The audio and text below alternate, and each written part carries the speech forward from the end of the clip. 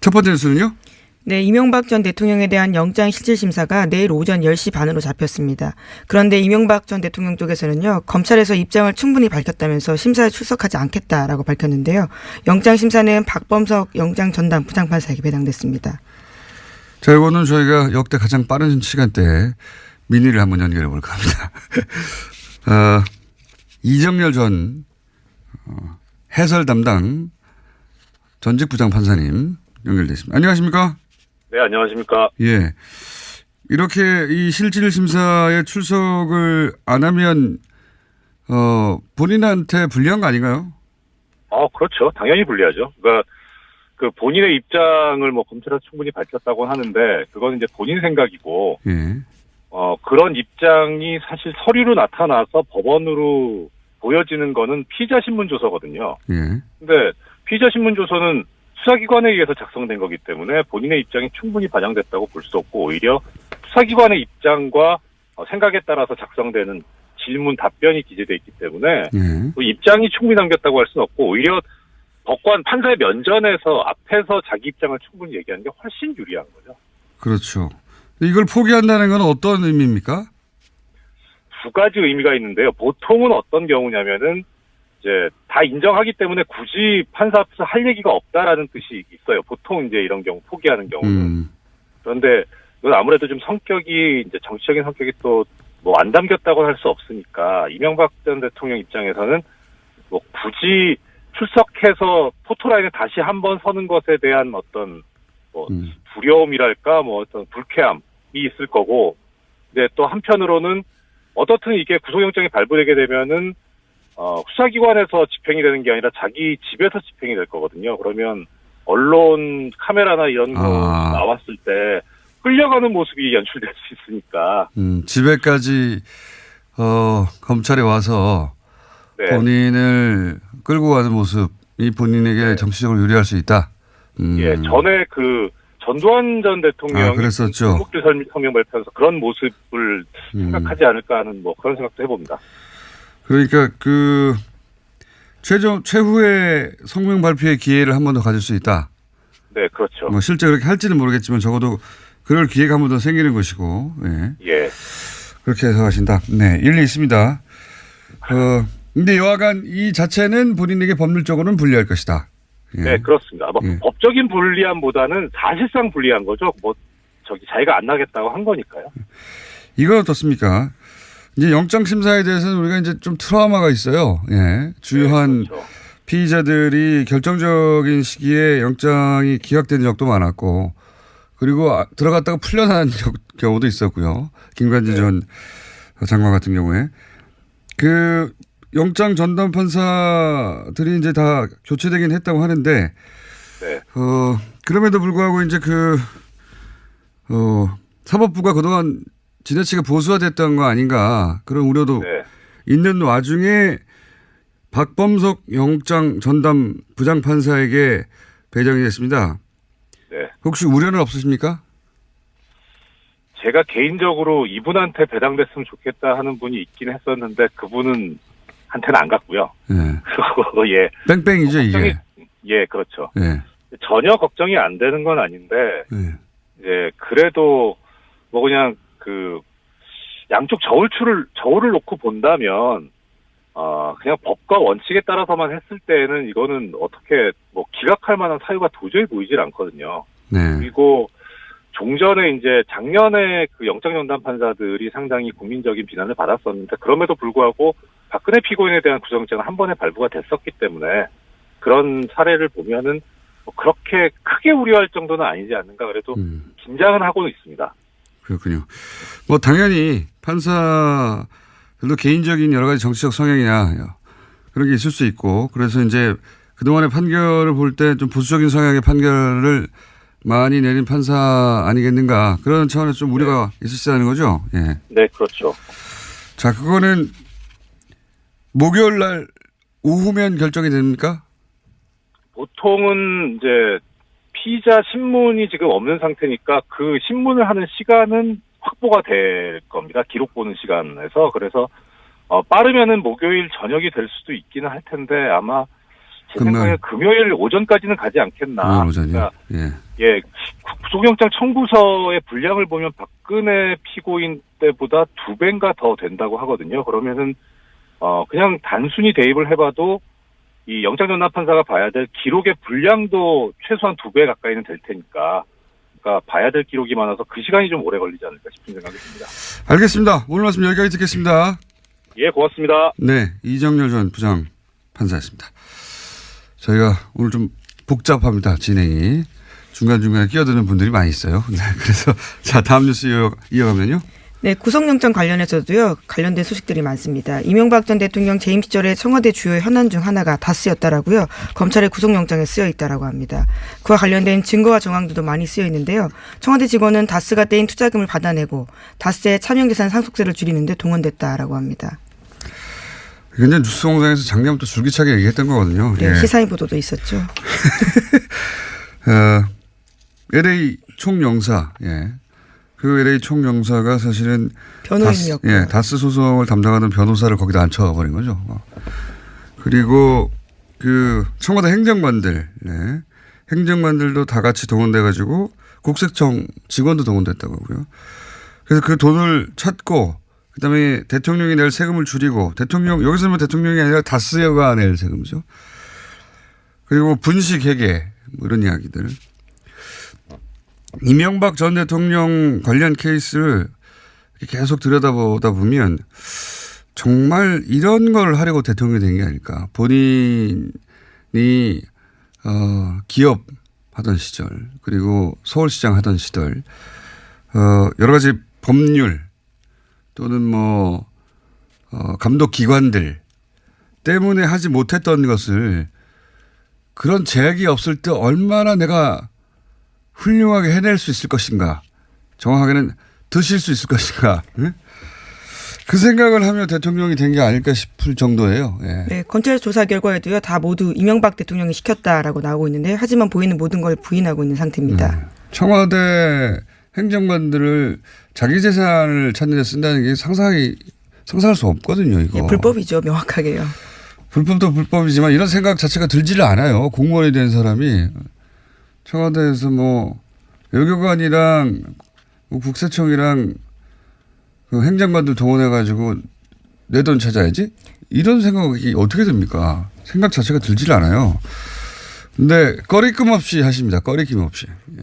그러니까 이 청와대 안에서도 이렇게 했고, 그렇지 않은 모든 분야에서도 들키지만 않는다면 전혀 꺼리낌 없이 많은 일들을 해냈다. 예. 네, 그래서 검찰이 이와 관련해서는요, 이명박 전 대통령의 범법 행위가 피의자의 대통령 당선 무효 사유로까지 연결될 수 있는 국가의 중대 사안이다라고 판단하고 있다고 합니다. 어제도 얘기했지만 당선되어서는 절대 안 되는 유형의 후보였는데, 사실 명백한 범법과 하자와 허물이 있었어요. 몰랐던 거 아닙니다. 예. 네, 그 당시에 특검과 검찰이 다 수사를 했었는데요, 다들 봐주기로 일관했던 거죠. 검찰이 만약에 봐주기를 했으면 언론이 그걸 파냈어야 하는 것이고, 예, 그랬어야 하는데, 어쨌든 이 국가가 걸러내는, 혹은 뭐 시민사회가 걸러내는, 언론이 걸러내는 시스템이 제대로 작동하지 않았고, 그래서 결국은 전 국민이 피해를 이렇게 입은 거죠. 예. 자, 그러니까 그때 예를 들어서 다스의 실소유주가 이명박 전 대통령이었다. 그러면 뭐 아예 후보가 될 수도 없었고, 됐다 하더라도 중간에 낙마했을 것이고, 당선됐다 하더라도 무효됐을 사안이다, 이런 거죠. 네, 검찰도 그렇게 판단하고 있다고 하는데요. 이명박 전 대통령이 17대 대통령으로 취임할 수 있었겠느냐라고 하면서 이명박 전 대통령의 범죄는 역사를 바꾼 범죄다라고 규정하고 있다고 합니다. 평생 차명으로 사셨고 그렇게 대통령까지 되게 만든 당시에 우리 시스템에 대해서도 얘기를 나중에는 해봐야 합니다. 자, 저희가 중간에 또 미니가 하나 있습니다. 좀 긴 미니가. 그 뉴스부터 짚어볼까요? 예. 네, 청와대가 오는 26일에 발의할 대통령 개헌안의 일부를 공개했습니다. 헌법 전문에 부마항쟁과 5.18, 60항쟁 등 민주화 운동 정신을 추가했고요. 노동자의 권리를 강화하는 내용이 대폭 포함됐습니다. 또 영장 청구 관련해서도요, 검사의 영장 청구권 조항을 삭제했습니다. 자, 그래서 저희가 여기서 청와대 정무비서관이죠. 진성준 청와대 정무비서관 전화로 연결해서 어제 발표된 대통령 개헌에 대해서 잠시 들어보겠습니다. 안녕하십니까? 네, 안녕하세요. 진성준입니다. 반갑습니다. 또 회의가 있으시다고 해가지고 저희가 중간에 또 민의로 연결했습니다. 바쁘신가 봅니다. 네, 감사합니다. 청와대가 늘 아침 일찍부터 회의가 있습니다. 그래서 인터뷰 시간을 제대로 맞출 수가 없어서 먼저 좀 하자고 말씀드렸습니다. 그래서 저희가 지금 아수라장이 됐어요, 순서가. 죄송합니다. 자, 근데 개헌안을 왜 3일에 걸쳐서 발표를 합니까? 한 번에 안 하고? 예, 좀 분야별로 발표해서 국민의 이해를 높이자는 차원입니다. 헌법 개정이 뭐 전부 개정안, 전면 개정안이라고 해도 과언이 아닐 정도로 개정 내용이 너무 방대하기 때문에 한꺼번에 발표하면 충분히 이해하기가 어렵다는 생각에서 분야별로 나누어서 세 차례에 걸쳐서 발표하게 됐습니다. 그리고 대통령 개헌안인데 왜 수석 비서관이 발표하는 겁니까? 뭐 특별한 이유는 없습니다만 예. 대통령께서 직접 발표하게 되면 이제 대통령의 발의가 기정사실화된다는 점을 조금 감안했습니다. 대통령은 26일 발의를 위해서 준비를 할 것을 지시하셨는데 그때까지는 국회의 논의와 합의를 기다리겠다고 하는 입장입니다. 그래서 대통령의 개헌안이 어떻게 만들어졌는지는 수석이나 비서관이 나가서 소상하게 설명하되 마지막까지 국회 합의를 기다리겠다라고 하는 뜻으로 그렇게 하게 되었습니다. 알겠습니다. 그리고 이제 언론이 많이 보도됐는데 부망쟁 5.18, 60 등이 포함되는 건 어떤 의미입니까?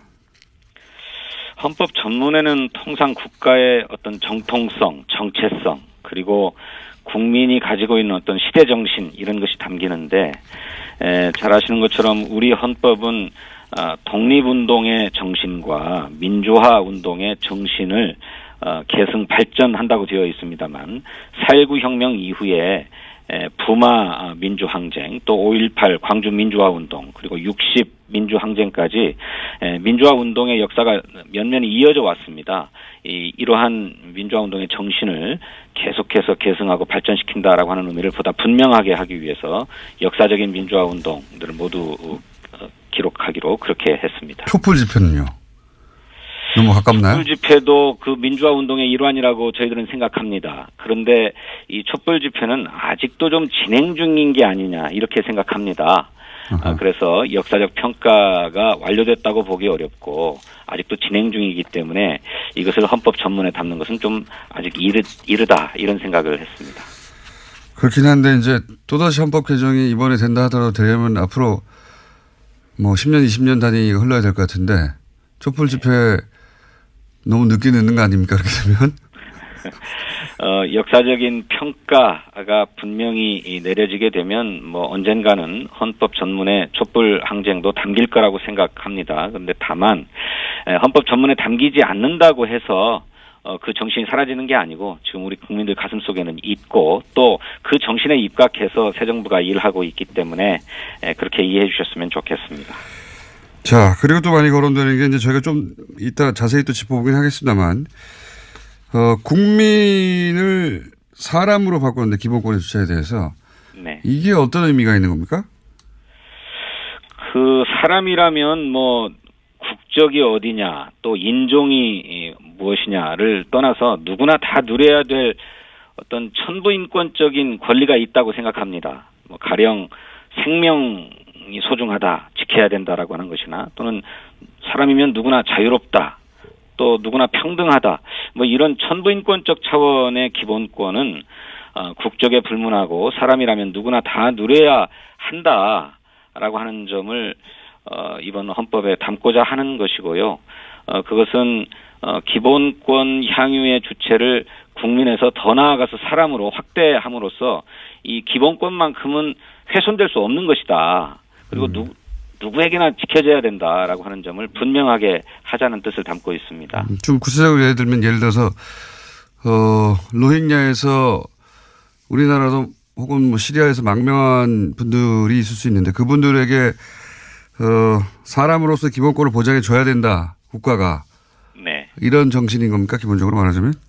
그렇습니다. 그분들도 생명은 소중한 것이고 그분들이 기본적으로 누려야 될 자유는 지켜줘야 되고 또 평등하다는 점도 지켜줘야 한다는 것입니다. 다만 그런 분들에게 투표권이나 선거권을 드릴 수는 없지 않겠습니까?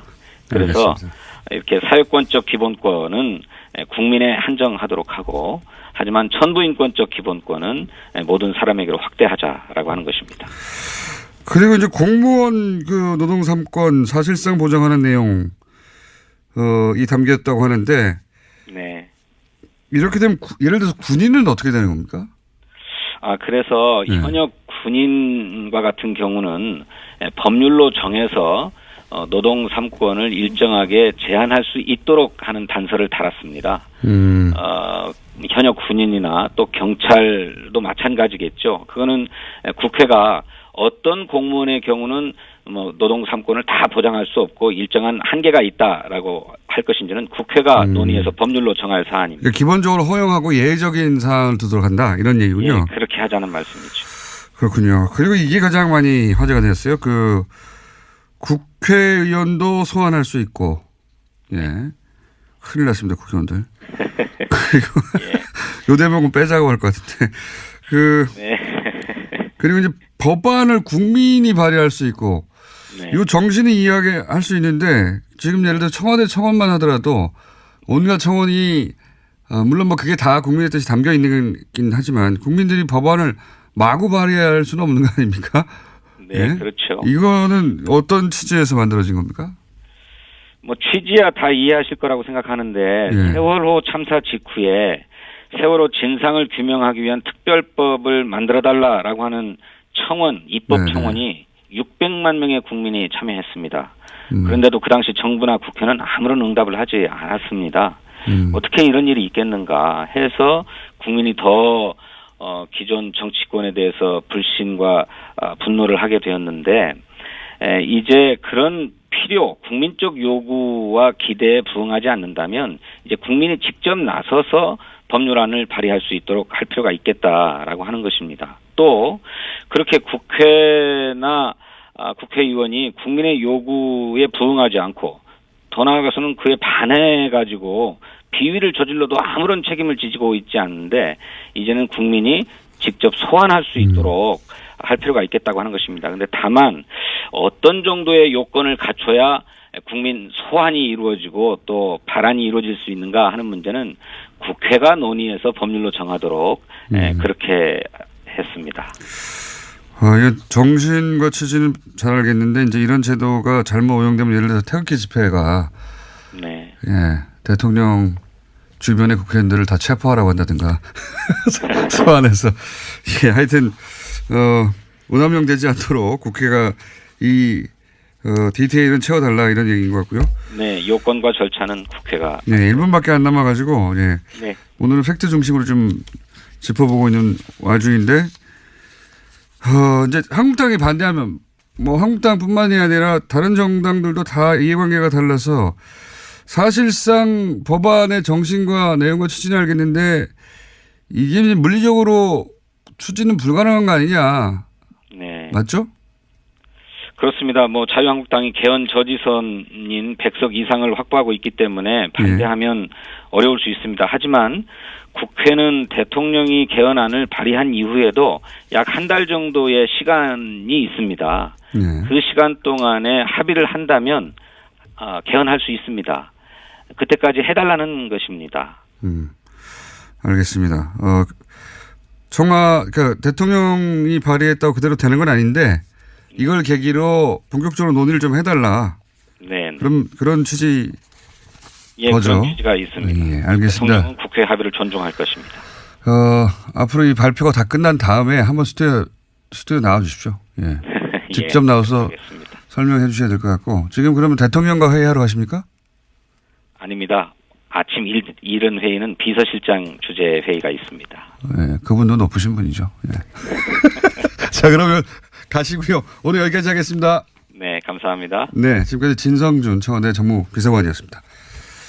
자, 다시 브리핑으로 돌아갈까요? 제가 있습니다.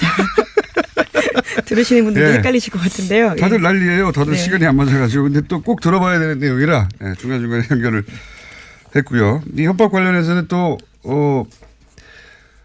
그 김은지 기자 가고 나서 또 합니다. 네. 자, 남은 뉴스 짚어볼까요, 빨리? 예. 네, 어제 SBS가요. 어제 또 에버랜드 땅과 삼성 경영권 승계와 관련된 보도를요. 8곡지 했습니다. 관련해서는 이번에는 국민연금이 도와줬다라는 취지의 이야기들인데요. 국민연금이 제일모직과 삼성물산의 합병 논의 당시에 부동산 가치에 대해서 외국 전문기관에 비해서 아주 후한 평가를 했다라는 겁니다. SBS 작정했어요. 어제는 8곡지인가요? 네, 어제 8곡지 했고요. 그제 7곡지 했습니다. 내일 또 한대요. 네, 오늘 또 집중적으로 한대요. 하고 있습니다. 예. 이게 이제 그 이재용 부회장 석방에 대해서 삼성은 뭐 승계 작업이 없었다. 예, 심지어 2심 재판부도 그러한 취지를 받아들여줬기 때문에요. 그에 대한 반박입니다. 그러니까요. 지금 사법부의 판단에 대해서 SBS가 그거 아니잖아요 하고 반박하는 내용인데 그러면 한두 꼭지 할 수 있습니다.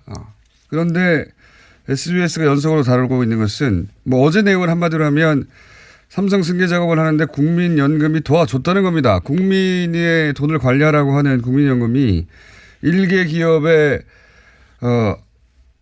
아버지에서 아들한테 재산이 넘어가는 과정을 왜 도와줍니까? 여기 연루된 사람들 감옥에 다 쳐넣어야 돼요. 예. 네, 실제로 가 있는 사람들도 있습니다. 일부 들어가 있는데요. 그 두 사람만 했겠어요? 다 쳐넣어야 돼요. 우리 돈으로 왜 일개 기업에 아빠가 세금 덜 내고 재산 물려주는데 국민 돈을 거기다 씁니까? 말도 안 되는 거죠, 진짜.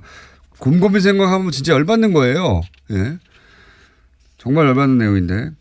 근데 이제 이걸 집중적으로 파고 있어요. 제가 보기에는 저 어제도 또 따로 일부러 봤는데 한 묶음으로 만들어가지고 유튜브에도 영상 올려놨더라고요. 네, 그렇게 또 따로 보도를 했더라고요. 따로 저장했다가 다시 봐도 좋을 정도의 퀄리티고요. 예. 삼성 승계가 어떻게 이루어졌고 박근혜 정부 하에서 국가기관들이 어떻게 삼성을 도와가지고 국민 돈으로 도와서 일개 기업에 아빠에서 아들에게 재산 넘어가는 걸 도와줬는지 이해하고 싶으신 분들은 잘 설명되어 있으니까 근거와 함께 꼭 보시기 바라고 박수를 받아 마땅한 보도입니다. 네. 또 한 가지 또 언급하고 싶은 것은 이런 정도의 보도를 제대로 노출시키지 않고 있는 포탈 매우 문제입니다. 네. 이 뉴스의 가치를 알아보지 못했다면 포탈 메인에 뉴스를 배치할 자격이 없는 거고요. 이런 뉴스도 못 알아보는데 거기서 왜 뉴스를 배치하고 있어요. 혹여라도 삼성이라서 노출을 조절한 거라면 더더욱 포털의 뉴스를 재배치해서는 안 되는 겁니다. 예. 이 뉴스가 알려지지 잘 않고 있거든요. 그좀 대단한 퀄리티의 내용입니다. 우리나라 뉴스가 이 정도 탐사 취재를 한 적이 과연 언제 있었던가 싶을 정도로. 예. 근데 이게 알려지지 않은 게 제가 안타까워서요. 제가 SBS에서 블랙하우스를 한다고 이러는 거 아닙니다. 그렇게 생각한 적 없는데 듣고 보니 그러신 것 같은데요. 도둑이 제발 저랬나요? 그게 아니라 보도 자체로 정말 훌륭한데 야 대단하다 싶은데 또 한다는 거 아닙니까? 예, 꼭지 네, 제목도 또 한다고 합니다. 꼭지 제목도 끝까지 판다예요. 예, 묶어놓은 보도가 그 제목인데요. 예, 끝까지 판다고 그리고 그 로고가 판다예요. 예. 살짝 그 디테일은 제가 못 봤네요. 하여튼 제가 이틀에 걸쳐 박수를 보내는 뉴스입니다. 자, 한번 찾아보시고요. 찾아보시면 이해가 됩니다. 예, 공부가 되고요. 아, 그래서 그렇구나. 자, 다음 뉴스 하나 둘 정도 할 수 있을 것 같습니다. 네, 박근혜 전 대통령 탄핵 촉구 촛불 집회 당시에 국방부가 위수령 검토했다라는 의혹은 이미 나온 바가 있는데요. 관련해서 실제 문건이 나왔습니다. 국방부가 관련해서 문건을 만든 내용들을요. 이철희 의원이 폭로하게 된 건데요. 문건 제목은 다음과 같습니다. 위수령에 대한 이해, 군의 질서 유지를 위한 병력 출동 관련 문제 검토라고 해서요. 특히 후자의 문건에는요. 무기까지 사용 가능하다라는 식의 의혹이 있습니다. 무기, 야, 여기 또 다 잡아야 될 사람들이네요. 예. 이런 게 다 숨겨졌겠죠. 예. 다 이런 걸 잡아낼 수 있는 권력이 들어서지 않았다면 정권이 들어서지 않았다면 이거 다 숨겨졌겠죠. 예. 네, 이철희 의원에 따르면 문건들은 한민구 전 장관 지시로요. 국방부가 작성해서 보고했다라고 합니다. 참, 촛불 이쪽에서는 촛불 집회를 하고 있는데 저쪽에서는 무기 얘기하고 군 투입 얘기하고 있었다는 거 아닙니까? 끔찍합니다. 생각만 해도 군이 이런 생각을 하고 있었다는 게 다 잡아들여라. 예. 네, 물론 군에서는요 여전히 부인하고 있습니다. 관련해서 단순한 개념 정리였고요. 사용하지 않았다. 개념을 왜 정리합니까 그때? 촛불 집회하고 있는데 군인들이 나와가지고 진압해서 무기 사용 이런 개념을 왜 정리하고 있어요 그 시점에. 말이 되는 소리를 해야죠. 자, 시간이 다 됐는데 꼭 짚고 넘어갈 뉴스 같은 거 있으면 제목 정도. 예, 안미영 검사 관련해서요 강원랜드 수사위가 더 있었더라고요. 시사인 보도 있습니다. 시사인이라서 또. 구체적인 내용들은 시사인 보도를 확인해 보시면 될 것 같습니다. 시간이 부족하니까요.